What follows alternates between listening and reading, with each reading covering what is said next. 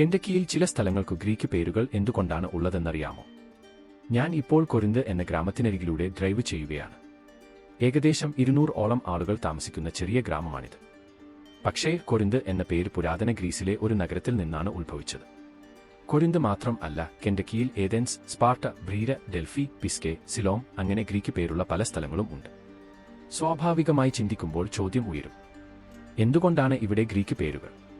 ഇത് ഗ്രീക്കുകാർ ഇവിടെ താമസിച്ചിരുന്നതുകൊണ്ടല്ല. കാരണം അറിയാൻ അമേരിക്കയുടെ ചരിത്രത്തിലേക്ക് തിരിയണം. 1800കളുടെ തുടക്കം അമേരിക്കയിലെ നേതാക്കളും വിദ്യാഭ്യാസമുള്ള ആളുകളും പുരാതന ഗ്രീസിനെ ആദരിച്ചിരുന്നു. അന്നത്തെ സ്കൂളുകളിൽ ഗ്രീക്കും ലാറ്റിനും പഠിപ്പിക്കാറുണ്ടായിരുന്നു. പുതിയ പട്ടണങ്ങൾ സ്ഥാപിക്കുമ്പോൾ പുരാതന ഗ്രീസിലെ പേരുകൾ തിരഞ്ഞെടുക്കുന്നത് സ്വാഭാവികമായിരുന്നു. അതുകൊണ്ട് ഇനി ഫിലാഡൽഫിയ, ഫീനിക്സ് എന്ന ഗ്രീക്ക് പേരുള്ള നഗരങ്ങൾ കേൾക്കുമ്പോൾ ഓർക്കുക, അത് അമേരിക്കയുടെ തുടക്കകാലത്തെ ജനാധിപത്യം, സംസ്കാരം എന്നീ ആശയങ്ങളെ ഓർമ്മിപ്പിക്കുന്ന ഒരു ഘടകമാണ്.